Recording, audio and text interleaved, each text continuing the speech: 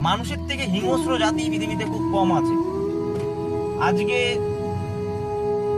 তুমি যদি একটু দুর্বল হও, তোমাকে কোনো মানুষ পিষতে 2 সেকেন্ডও ভাববে না।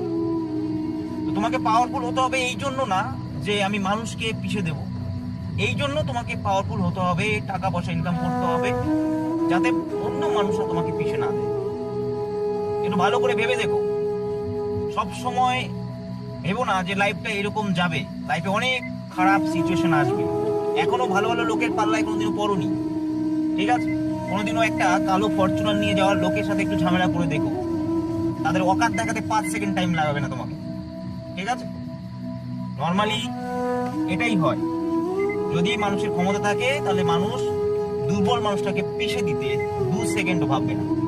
সেই পরিস্থিতিতে না যাওয়ার জন্য নিজেকে কিন্তু স্ট্রং করতেই হবে, নিজের অকাতটা তৈরি করতে হবে।